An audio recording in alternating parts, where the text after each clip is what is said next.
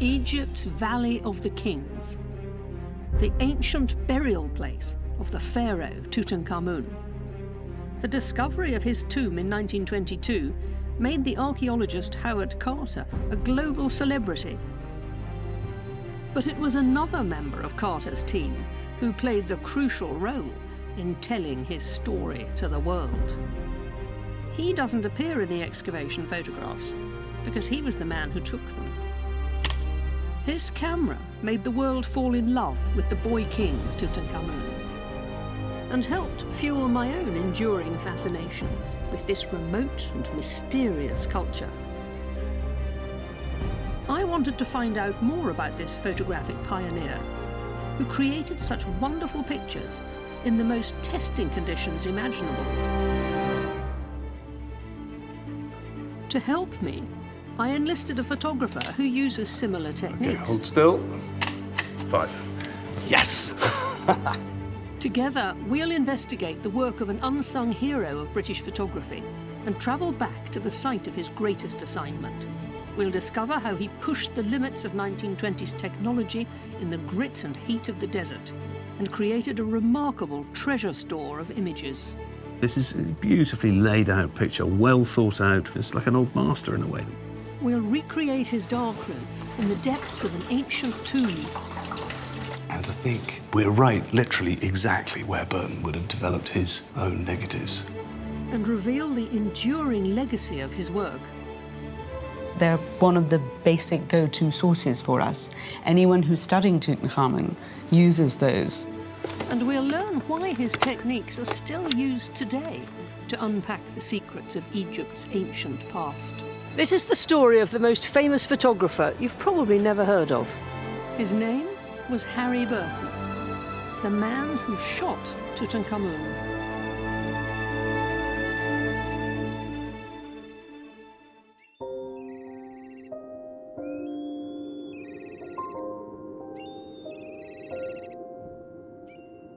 "3,000 years ago, a stately procession of priests and mourners made their way through these desert hills, a few miles west of the ancient city of Thebes, or Luxor as it's called today.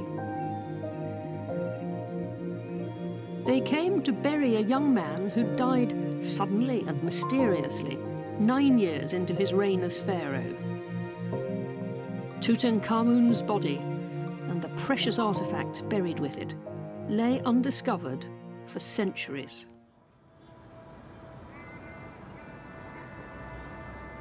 In the early years of the 20th century, British archaeologist Howard Carter was determined to find them. This dig house in the Valley of the Kings was headquarters for his long quest, bankrolled by the wealthy aristocrat Lord Carnarvon.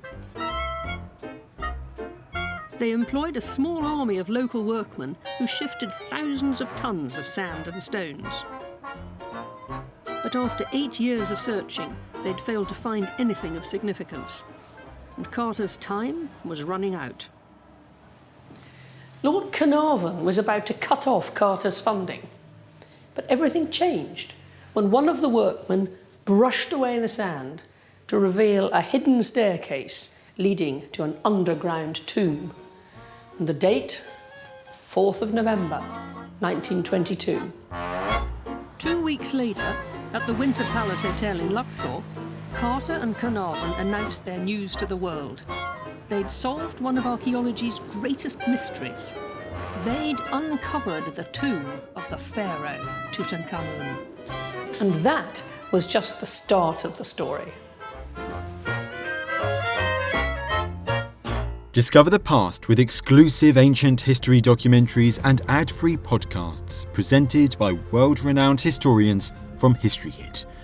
Watch them on your smart TV or on the go with your mobile device.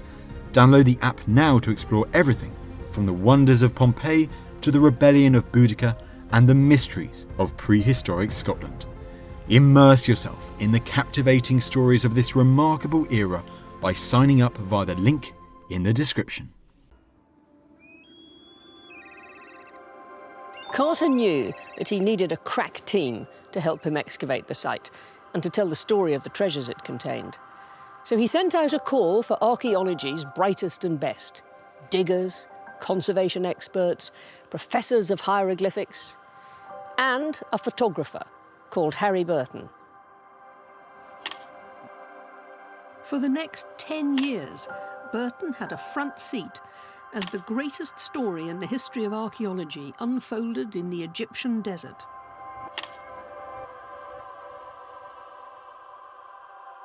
His camera recorded in exquisite detail the extraordinary artifacts from the tomb, and captured each chapter in this dramatic story of revelation. He created images that gripped the world's imagination and played a crucial role in creating the legend of Tutankhamun. The search for this master of British photography begins a world away from the heat and dust of the desert. Most of Carter's wonderful things are still in Egypt, but for anyone with a passion for ancient history, there's a store of other treasures from his excavation much closer to home. This is the Griffith Institute in Oxford. Tucked away in the basement are Howard Carter's meticulous archives of his 10-year adventure in the Valley of the Kings. Like so many great adventures, it all began with a map.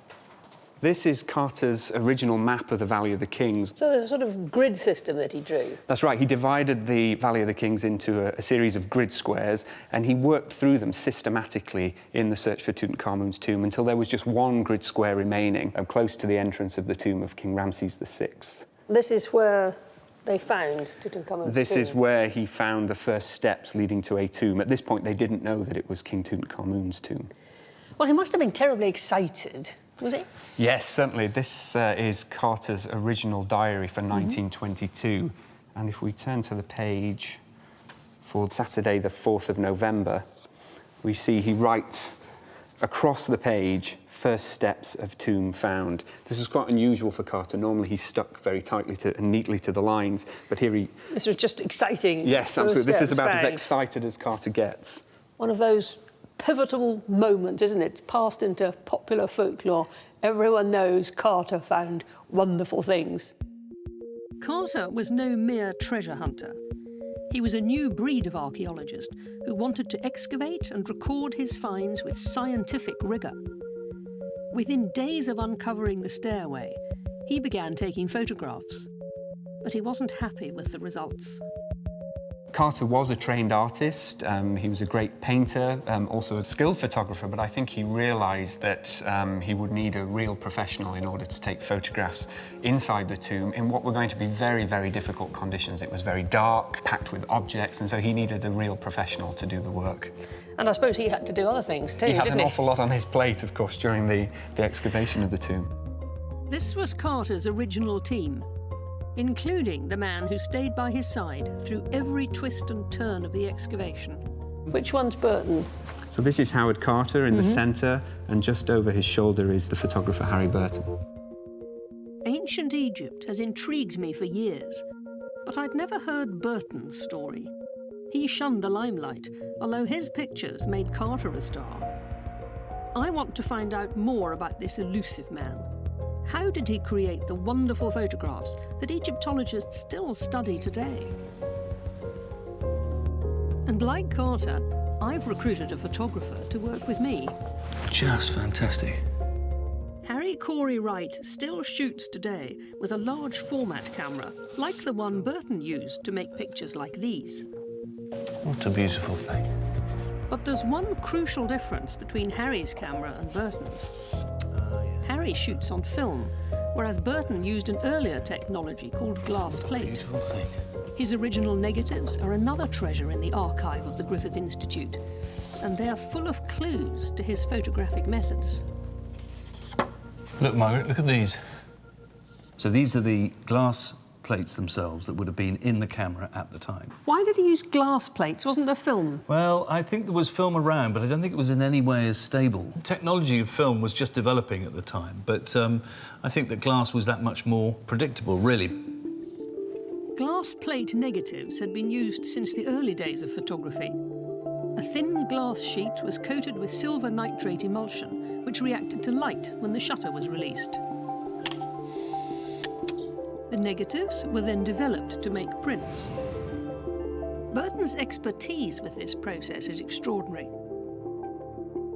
How did he make these delicate masterpieces in hostile desert terrain? It's incredibly fragile. Imagine you're developing this, and it's dusty, and also I can't tell you when it's wet emulsion, it just gathers dust, gathers everything. I mean, it's extraordinary how good nick these things are in. Now, what I think so amazing about these is that this tells the whole story of the excavation. This is what photography at its best can do, which is show high drama, and then also it can be lyrical and sweet. But, you know, his head coming through it, and the gentleman at the back here, and all these other incidental things. Yeah, I want to get down and have a look closely in here and see what cufflinks he was wearing. And his ring. And his ring, yeah, exactly. And what do you feel, Cisco, when you're working with this material? First of all, that you have to be very careful. These are very important documents, very fragile, but it's nice to see people at work. We read about Carter, about the different members of the team, so you get to know them better. And there's something very, very exciting, I think, about how what we're looking at is just we're looking at the originals, so they have the chemicals that reacted to the light that was there. And it's an extraordinary thing about photography is that light can just kind of keep something charged and held for a long time, and in this case, for nearly 100 years. I've asked Harry to come with me to Egypt and take photographs there using Burton's methods and equipment. Together, we'll investigate how he created such flawless images using analogue technology that he must have pushed to its limits. This is a beautifully laid out picture, well thought out, very much about the people and the human side of it. And this is, it's like an old master in a way, the way he's kind of composed that. I mean, this one here, and this has a sort of journalistic quality to it, which is very different to those others. By the time Carter came calling, Harry Burton had worked in Egypt for more than 10 years. It was a long way from his modest childhood in Stamford, Lincolnshire. His father was a cabinet maker or a carpenter, so a pretty humble beginning. But Burton seems to have been clever, he seems to have been going to school, and at some point as a teenager, we don't know how, he came into contact with a man from a prominent local family, a man named Robert Henry Hobart Cust. Cust's patronage opened new doors for Burton. He left Stamford to work as personal assistant to this wealthy art enthusiast who had a home in Italy. He invites Burton, when Burton's about 17, to join him in Florence as a secretary, basically, a secretary and a companion. And it's there that Burton enters a whole new world. They wind up living in the center of Florence, right near the Ponte Vecchio, in a beautiful apartment, and through wonderful parties, and knew all these Brits who were flooding into Florence and soaking up the atmosphere of Renaissance Italy and a warmer climate. We don't know exactly how Burton picked up photography or how he learned it, but at this time, in the 1880s, 1890s, it would have been really useful for him as Cust's assistant to be able to take photographs when they were visiting museums, visiting private collections, visiting cathedrals, for Cust's research. And it clearly becomes a real passion for him, and he seems to start to get a reputation for it. In Florence, Burton met an American called Theodore Davis, a multi-millionaire with a passion for Egypt.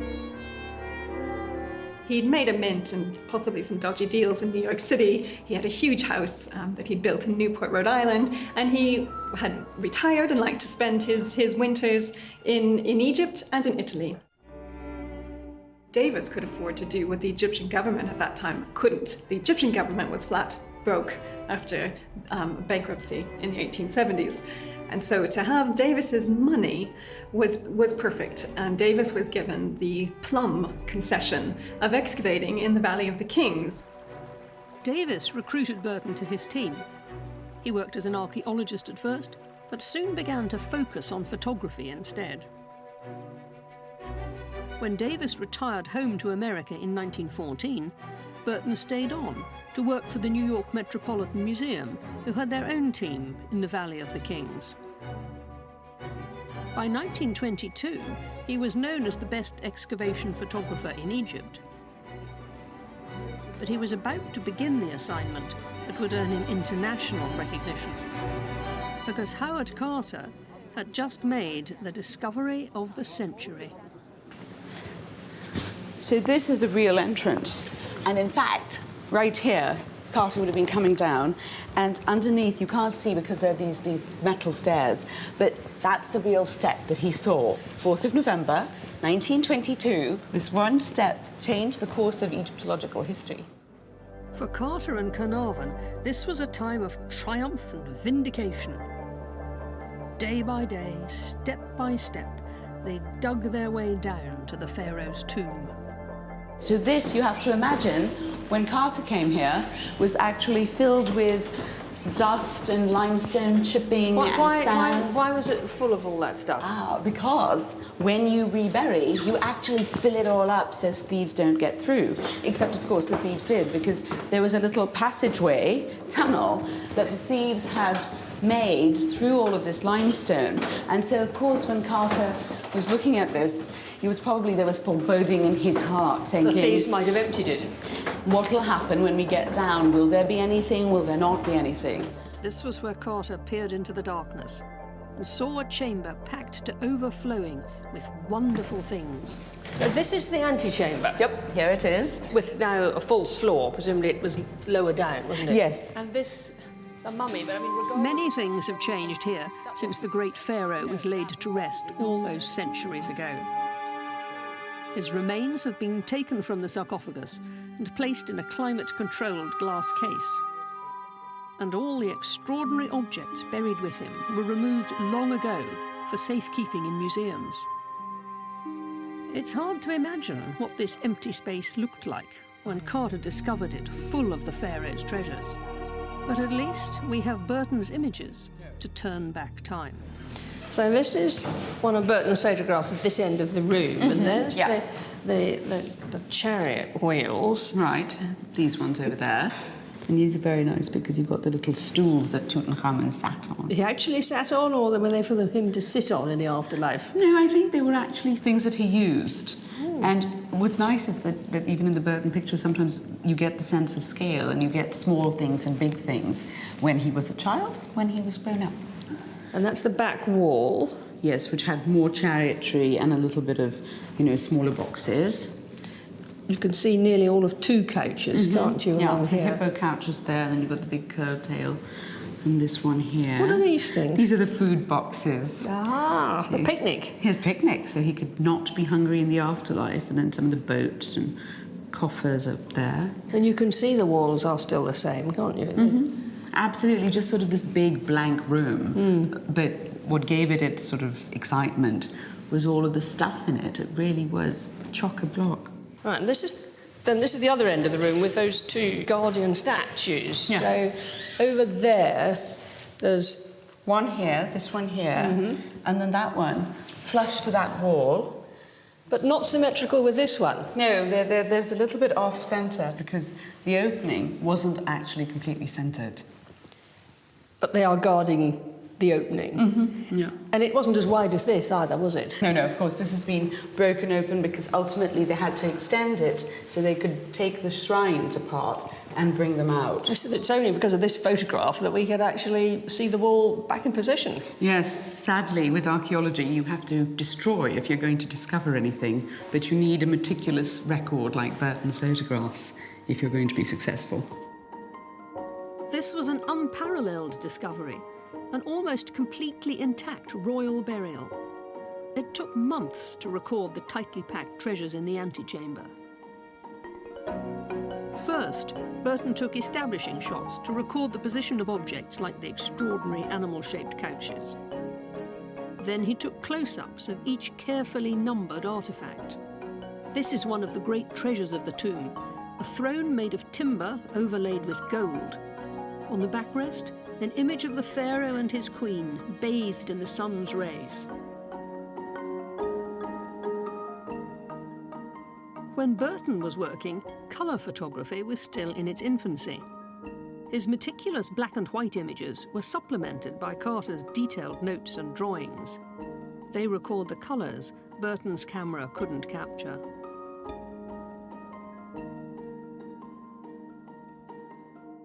It was only when the antechamber was fully recorded and emptied that Carter could address the mystery of what lay behind this sealed entrance. Did this wall hide the Pharaoh's burial chamber?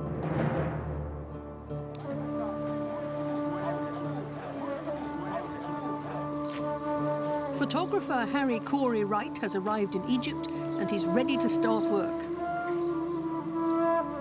He's taken some wonderful pictures with his large format camera over the years. But this will be his first attempt to shoot in desert conditions, using the same techniques Burton employed almost 100 years ago.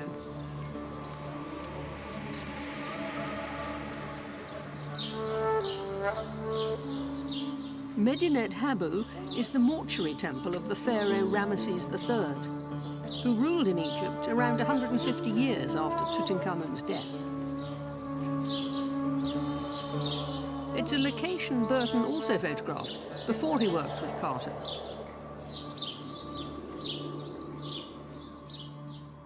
Gosh, what a place. So here we are, just inside the defensive walls. And just look at the way it's just sort of crumbling away. You can see every brick there sort of made and now just tumbling down.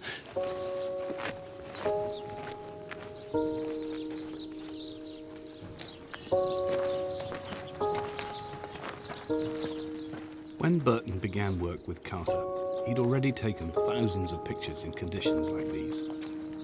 It's a good place to begin my own experiments using Burton's methods and equipment.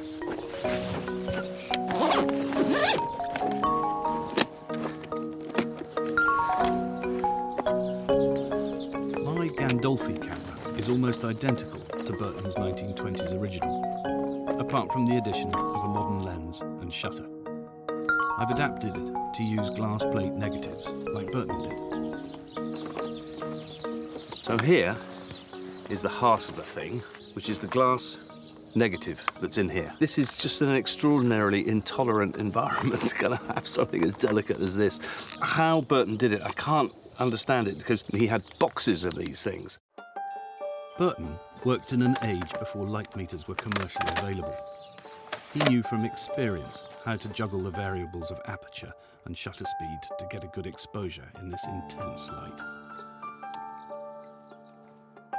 It's confusing to me. It feels so much brighter than what I'm used to working with in our temperate climate at home. It's about that. So spot reading on here, on the rock, there. I'm going to go 1 second to 45.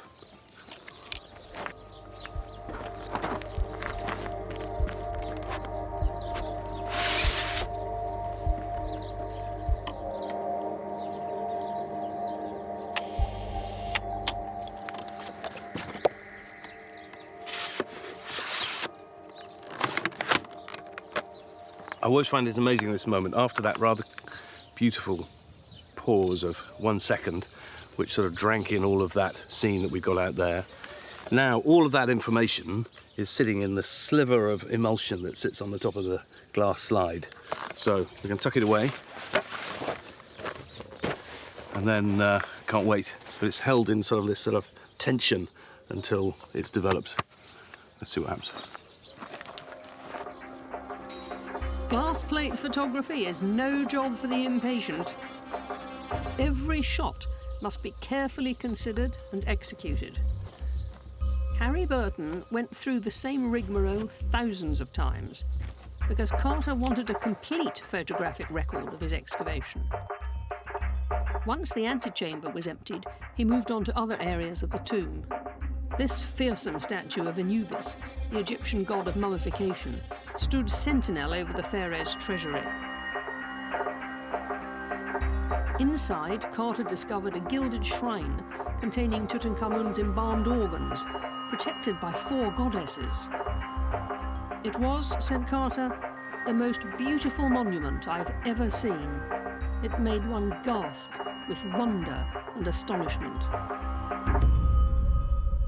Burton's photographs are a wonderful record for us of how the tomb was when they found it, and they're beautiful to look at. But are they still any use? Do you still use them? Oh, absolutely. I mean, they're one of the basic go-to sources for us. Anyone who's studying Tutankhamun uses those. I'm working with a group of other people on the sticks and staves of Tutankhamun. The sticks and staves have two purposes. One, of course, is if you need it, but it is also very much a symbol of authority, and it's part of your royal regalia. Plus, certain sticks and staves have importance and significance in the transition to the afterlife. So the Medu staff and the this staff, etc., and there are various spells associated with them.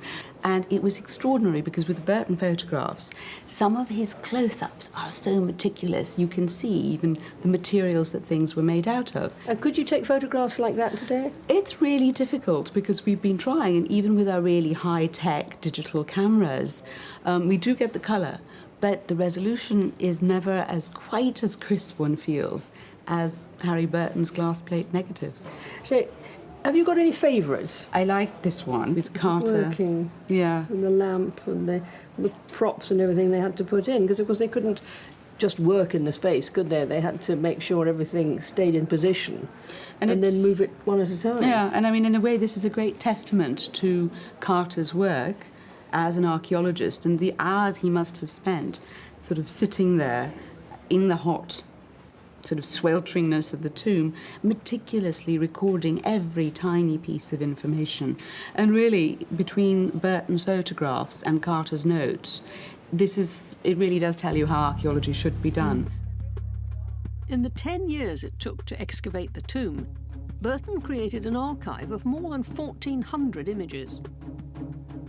And after each shot, the exposed negative had to be removed from the camera and swapped for a new glass plate, which is more complicated than you might imagine. It's obviously a light, tight tent. I've got the glass negative, and I've got to take it out of the dark slide and put it into a box and put a new one in. And I'm not very good at doing two things at once, so I've got to really concentrate. I've done this in a few strange places, but not quite with a view like that. Harry's not the only photographer on site. Archaeologists from the University of Chicago have been studying this temple complex since the 1920s, when Carter and Burton worked close by. Like Burton, the Chicago House unit pioneered the use of cameras in archaeology. Jarko Kobilecki and Sue Leslie keep that tradition alive today. We'll measure that again. Yeah. Sue. Oh, hi. How you doing? Gosh, now tell me, what are you doing? Well, we're going to attempt to photograph this huge block of Nubians. Yeah. And the first thing we have to do is make sure we have some reference, which is these scales. Right. So, but importantly to me, you are using a 10-8 plate camera. That's right. Now, why? Why? Because it's the largest resolution that's possible. But even so, I mean, here we are in, 2016, and we've got, all sorts of digital equipment available, but this is still the best. And it's not just because you love it. No. No, it still completely does the job better than anything else. At some point, it'll come, but as of yet, no. Yeah. So this does go right back, you can put yourself in Burton's place very easily. The Chicago House team is driven by the same ideal that motivated Burton and Carter. And the level. Yeah. Okay. Got it? Great. This is perfectionism with a purpose. There we go, back and forth. Got it. Now we're level. The photographs they take today will be collated with hand-drawn plans and other data to help create a completely accurate record of an extraordinary and fragile historical site.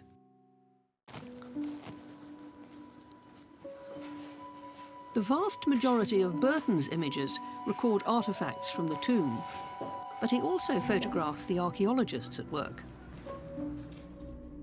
In this image, Carter's colleagues examine one of 6 chariots discovered in the tomb. It was a symbol of Egyptian kingship, decorated with gold, coloured glass and stone.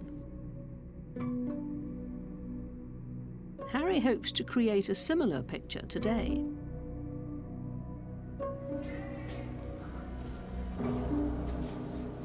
What I'm after here is a picture that has some of the finesse and the elegance of what Burton was able to do.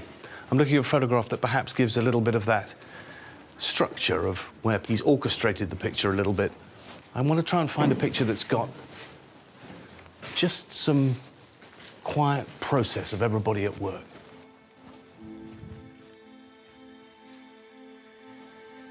Hello.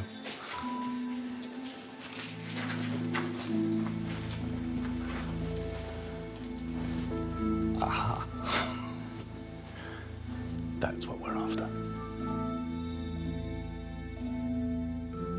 Photographing people with a camera like this brings challenges that you don't come up against with digital. If we can get you into position, can I ask you to kind of lean? So I'm thinking sort of just here. You keep your shoulder against. Because they're less sensitive to light, just glass plates need a longer exposure. Very, very still. And a patient subject, Brett, if you do the by the way, same. who works with this. That's it, great. Perfect. 4 seconds. We'll go for 4 seconds. Okay, fantastic. If you can just look at me, that's it. And Brett, just kind of get a little bit more so you're facing me a tiny bit more. That's it, yeah. Recreating Burton's methods reveals an important secret about his Brett, pictures can you of just people. face a little bit more to your left, please? That's it, yeah, perfect. Can you just kind of look a tiny bit more this way? That's it. They may look like the snapshot of a moment in time, but Burton must have stage managed these images, asking the archaeologists to stop what they were doing and hold a pose for the camera. Okay, hold still. Here we go. For a 5 few seconds, brief hold very still. moments, Look at the camera, they were please, acting the part of archaeologists rather than doing the job Still. itself. 1, 2, 3, 4. Yes! How exciting. That is so cool. Thank you very much. The Chicago house team have this place to themselves. It was a different story for Burton and Carter in 1922. Within days of the discovery, crowds of tourists and journalists descended on the valley, eager to glimpse the pharaoh's treasures. The media scrum that surrounded the tomb every day must have come as a real shock to the system, to men more accustomed to dusty anonymity. In fact, according to Arthur Mace, one of Carter's colleagues, the archaeologist usually spends his time quietly and unobtrusively enough, half the year burrowing mole-like in the ground, and the other half writing dull papers for scientific journals. And now, suddenly, he finds himself in the full glare of limelight, with newspaper reporters lying in wait for him at every corner, and snapshotters recording his every movement. The excitement of the discovery also resonated with Egyptians. This was, after all, their story. The discovery of the tomb is international news. Europeans are quite excited by this piece of news. Egyptians are very excited by this piece of news as well, because the discovery of this almost unknown boy king who's going to be brought back to life through archaeology really echoes with Egyptian politicians and writers and artists at the time with what their hope is for Egypt now that it's earned its independence, that Egypt itself is reawakening. One of the Egyptians excited by the discovery was a young photographer from Luxor, just across the river from the Valley of the Kings. Ataya Gaddis made a living by selling his photographs to tourists. His grandson still owns the premises where Ataya worked in the 1920s. Thank you for letting us come into this wonderful place. How long have you been in business here? My grandfather started in 1907, so we're talking about 100 years, more than 100 years. More than 100 years. And of course, your grandfather was a photographer, and these are some of his cameras. Yes, it is his cameras. Ataya was apprenticed to an Italian photographer called Felix Beato. When Beato died in 1909, Ataya took over the business. I'd love to see some of the photographs he took with these, and especially of the Tutankhamun excavation. Yes, we have it, yes. Interior here. Right, so this is outside the... Outside the tomb. The tomb, carrying on the stretcher, carrying... And here's a small railway station up to the Nile. Oh, so they built a special... Yes, a very small one, yeah. Got all the people involved. You realise what a big operation it was, don't you? Yeah. And what have we got here? More things. Oh, look, that must be a chariot wheel. Yes. Carter's actually in this photograph, I think, isn't he? What? These wonderful Edwardian gentlemen in their English suits. Yes, yeah. And we have also inside the tomb. This is look, that's one of the coffins. It's early. It's a little bit earlier. Oh. But they're really good, aren't they? And this is what the Valley of the Kings was like then. That's early time was discovered because the guards, the tents, so it was the area still busy. Yes, guards even then, of course. Wonderful photographs. Lord Carnarvon soon tired of the media free-for-all. In January 1923, he sold exclusive rights to the story to the Times for £5,000, a small fortune in today's money.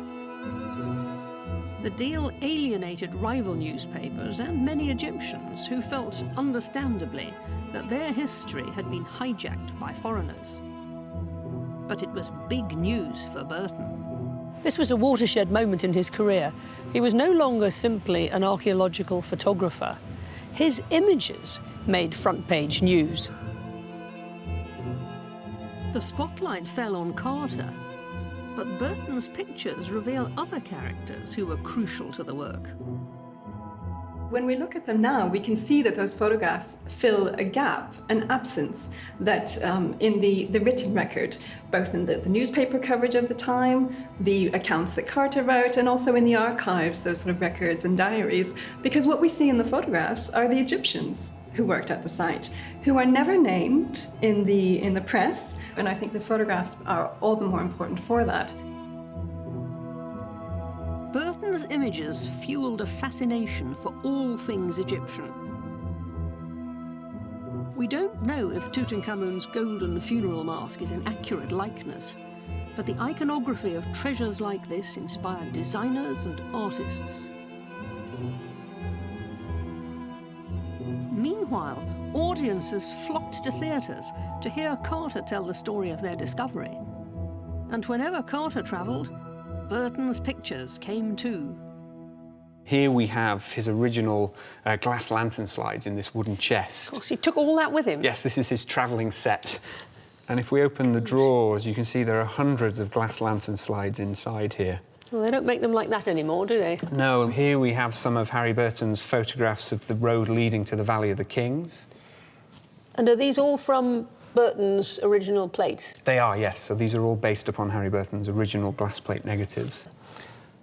Here we have Carter and others peering inside the golden shrines. So they must have become stars almost, didn't they? Yes, they were celebrities in their own right. Oh. We also have some hand-tinted glass lantern slides.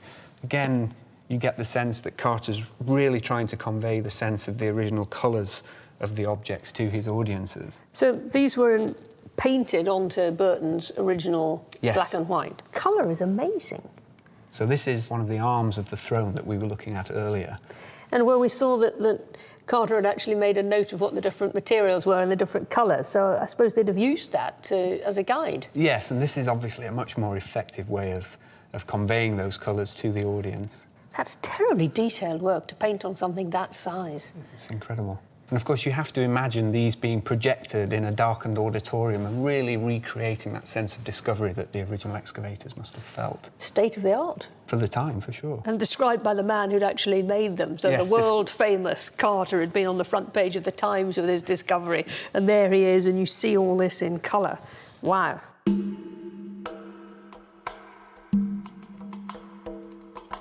This must have caused a sensation. I mean, I remember when the Tutankhamun exhibition came round in the 1970s, queuing all day outside the British Museum and not getting in. But presumably this had the same impact. Carter must have been a real celebrity by this point, and the discovery had made its way around the world. And so I think we should imagine people queuing around the block to hear Carter give his lecture. And to see Burton's photographs, because without the photographs, the lecture wouldn't have been remotely as interesting, would it? No, these Burton's photographs are really at the centre of Carter's lectures. And this, I suppose, is what inspired that genre for having Egyptianised things. Some of our buildings and in the States as well, and they've got Egyptian pillars and heads and all the rest of it. Yeah, these types of images must have really inspired that craze for Tutmania that ensued following the discovery. Did they actually call it Tutmania? They did, yes. 3,000 years ago, in history we know, King Tutankhamun ruled a mighty land. Why, they opened up his tomb the other day and jumped with glee. They learned a lot of ancient history. in old King While the West danced along to the tune of Tutmania, Harry Burton was continuing his work in Egypt. Capturing his images took immense skill and patience. But that was just part of the challenge. He also had to develop them, and fast. Because Carter would only move on to the next stage of excavation once he'd approved the pictures. The closest proper darkroom was several miles down the valley at Carter's house. So Burton had to improvise instead. One of the things that strikes you first about this place is just how many tombs there are. The hills are absolutely full of them. And they're so close together, there, behind me, over there, just absolutely everywhere. And of course, for Carter and his team working round here, that had unexpected benefits, because there's another tomb right over there. This subterranean chamber is the place Burton chose for his makeshift darkroom. And Harry's persuaded the authorities to let him develop his negatives in exactly the same place. He'll be working with Sue Lezen from the Chicago House team. Sue? Harry? Very, very nice to meet you. Some equipment. Gosh. You're welcome. So we can set you up with well-used trays. Well-used, yes. I find it extraordinary that the pristine glass plates we admired in Oxford weren't developed in a well-equipped darkroom like this. And we'll get you some beakers, and we'll bring a lot of water. That looks like it goes back to 1920. Instead, Burton worked in a hot and dusty desert tomb, just a few meters from the excavation site. A walk he must have made hundreds of times. OK, so I'm imagining I've got one of these exposed glass negatives in my hand, and I'm going to... And it's just there. It's right. It's a few feet away. God, isn't that mad? I mean, I kind of imagined it was much further away, but that's literally just a kind of stone's throw, isn't it? Whoa, look at this. That is steep. And, you know, there's not been anybody in this tomb for years and years. Is that right? Yeah. Come on, let's go and have a look. So which tomb is this one? This is number 55. Yeah, This is called the Amarna Cache. That is steep, heavens above. Yes, it is. Imagine him carrying these things down there. Yeah, exactly. Take care. Yeah, and he would be in a rush too, wouldn't he? You know. Yeah, everybody's waiting for him to get that film processed. Okay, so I'm carrying slides. Easy to slip. Slowed down a little bit as he got down to this bit. Whoa, look, here we go. Whoa. This is a unique privilege for Harry and Sue. It's the first time anyone's been given permission to develop photographs here since Burton did it in the 20s. It's a big step. That's a hard act to follow. Looks like there's some water that's come through these cracks. When this tomb was surveyed in the 1990s, archaeologists discovered fragments of glass in the sand. They were the remains of negatives that must have slipped from Burton's grasp as he worked here nearly 100 years ago. Here's the tomb itself. Boy, it looks... I've been in smaller darkrooms, but I've never seen any with Pots in it before. Yeah, Look right. down No, to the right. Can you make this work, do you think? Well, I think so. You know, all we need is a table that we set up. I mean, that's what he had to do after all. Yeah, we can make this work. Yeah, definitely. No, absolutely. Come on, let's go get our All stuff. This is where Harry will discover if his experiments have worked. With analogue photography, you only find out in the darkroom if you've taken the picture you planned. 3 baths, Dev wash, fix. This familiar smell of fix. In Harry Burton's tomb. Extraordinary. Well, not Harry Burton's tomb, but you know what I'm saying. Yeah. His darkroom. Yeah. 1. This water. I need that. Thank you. Thank you. Gosh. Hey, listen. Nothing.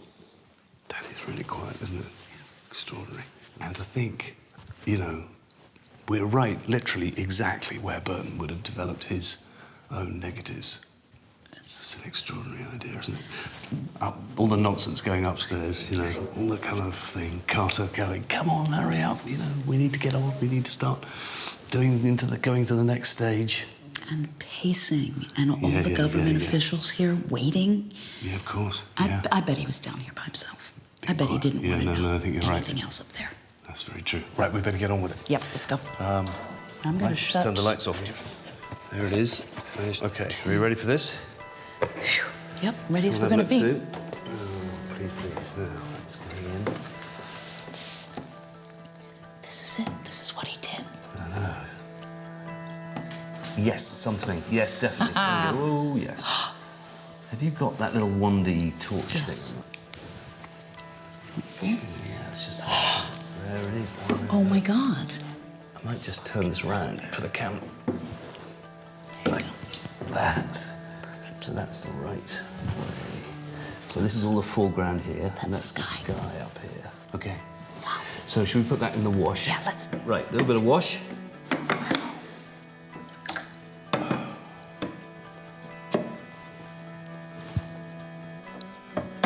Okay, so let's have a look, shall we?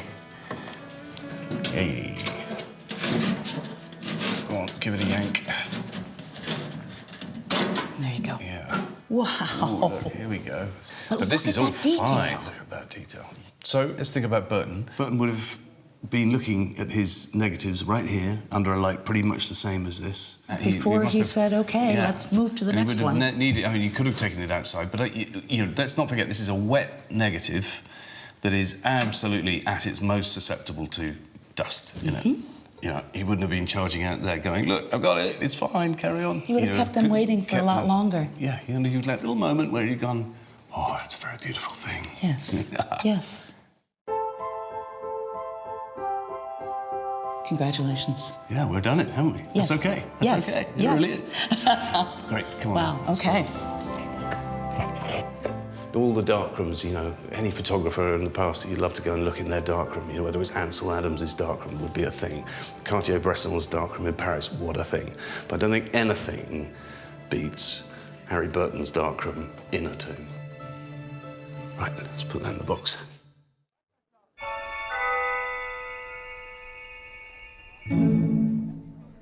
Carter and Burton must have done this quite often, mustn't they? Standing somewhere like Side this. by side. So kind come on, of let me see assessing. it. I'm okay, Carter, all right, well, remember? Okay, so this one's Give a me your bit. This print. one's wet. So this is we've just developed this, and so this is Brett, who is the Egyptologist at Chicago House, and he's inside the temple here, and there's a rather ghostly image. It's a negative, so it's the wrong way the wrong round. way round, yes. He'd be wearing white. But not I mean, black. Yeah. immediately. Okay, so this is. I've done this quite crudely. This one. Excuses? Yeah, I'll give you loads of excuses. All first one and all that. But you know what it throws up is, I mean, this is a fat piece of glass. Look at that. You know those things that we saw. They were very thin, weren't they? The others. They're very tiny. Thin. They were wafer thin. You know, have a feel. I mean, that's a big chunk. You know, it still feels quite. Oh, it is, isn't it? Yeah. I mean, I've slightly underexposed this, but I mean, he would have. They'd have come out of the thing every time, sit there like you and I are now, Saying, assess it, is this good enough? Is that okay? Can I now move Exactly. the object? Can we get on with our work? And a lot of that would have been not just, here we're looking at a picture, kind of assessing it because I'm telling you that that's Brett and that's somebody else and whatever. But he would have been looking, obviously, for every, in the hieroglyphics, that everything showed, in an archiving, Yeah, because it was important to know that particular object was in that particular place. Absolutely, so it was a record, wasn't it? distinguishing feature. Yeah, exactly. But anyway, let me show you another one here. So this is one we did earlier, which is dried. Except it's got a couple of spots of water on it. From the other one. So this is quite fun. So this is the landscape in the temple. And this is the kind of the wall. It looks like it's taken at night, but that's dust spots because actually negative sky would be white. What, those little spots are dust? They are dust. And that Burton which is managed not to get the dust on his. I don't understand that. I really send you don't back down understand there that. tomorrow. I'm so sorry, but it's just a kind of madness how kind of exquisite his things were. Yeah, but that's pretty good. It's pretty. It's all right, isn't it? I'll give you 5 out of 10. Thank for you. that I'll one. take it. I'll take it. The thing is, I've never seen one of Burton's negatives that was badly exposed, either overexposed or underexposed. I mean, it's extraordinary. Yeah, but we may not have seen all of them. There may have been a few duds that got thrown away. And ones he'd probably dropped on the way back, or someone had dropped. Or, I mean, they're fragile things.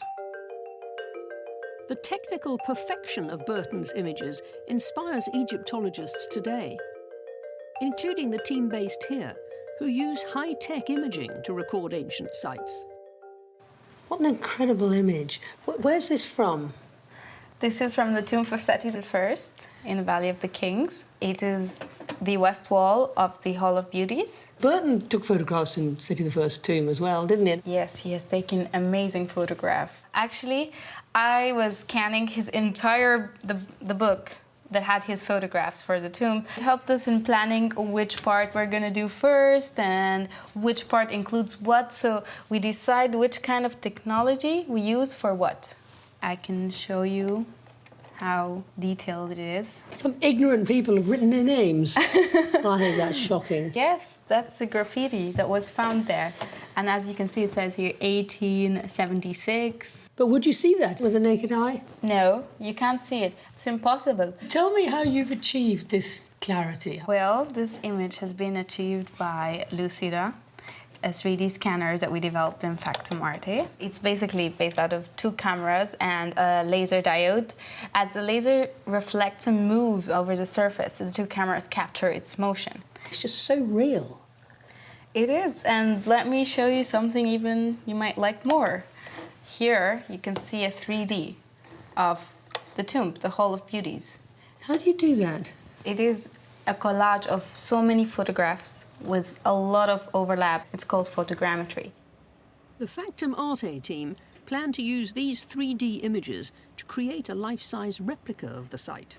So tourists wouldn't have to actually go into the original, they could go into a replica. Exactly, and know that they are not harming it. Burton's aim was to produce a very clear record of what was there. He'd have been amazed by this. He'd have been envious, I should think. I know. Looking at his pictures, I would assume if he had the technology and the means, he would have definitely done this at the time. Burton's lens captured every stage of Carter's excavation.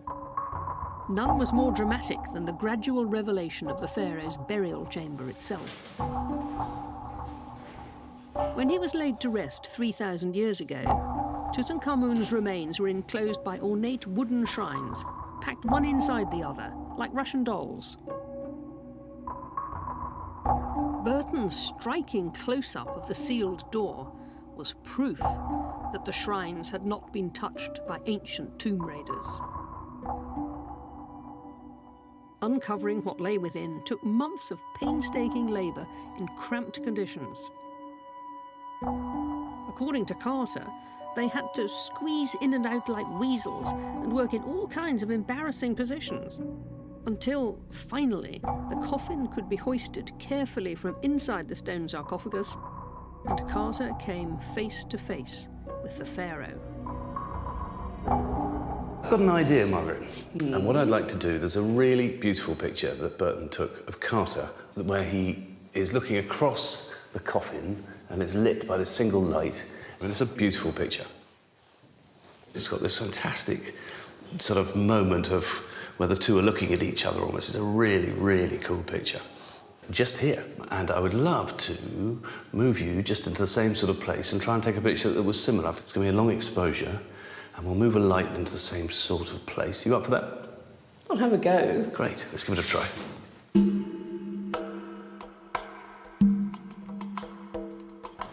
You're leaning over a bit and hand out, because obviously he was painting it or brushing it with a brush, but we can't do that. I think it's more fun because, in fact, I see the reflection of your... Like that? That's it. Yes, just lovely. Come on, let's just check that. They tell me that Carter was a difficult man to work with. He was single-minded and stubborn and fought many battles as the excavation unfolded. Hold very still. He even called the whole thing off for almost a year after a row with the Egyptian authorities. And when you're ready... Though he did eventually patch things up and return to finish the job. So I've got you, F8, 2 seconds, please. Basically the same position. Harry Burton was a perfectionist too, but in person he was easygoing and diplomatic. Okay, hold very still from... A good man to have by your side when the going gets tough. Brilliant, Margaret. Thank you so much. Wouldn't have thought that would be so difficult. Great. There must have been a bond between them, and great mutual respect, because Burton was one of only 2 members of Carter's original team who stuck with him to the end. Burton took his last photographs for the tomb at New Year 1933, he'd seen Carter at Christmas dinner at Metropolitan House, and Carter had clearly said, "Oh, we forgot to photograph the sarcophagus." So Burton and Carter go back into the tomb, and Burton takes some beautifully lit, very crisp and evocative shots of the sarcophagus with the wonderful winged goddesses at the four corners. And afterwards, Burton writes to a colleague back in New York, he writes a letter saying, "Today I finished the tut work and dashed glad I am. I began to think I never should finish it, and it seems too good to be true." His greatest assignment was over, but he wasn't ready to pack away his camera. Harry Burton continued to work in Egypt for the New York Met until his death in 1940.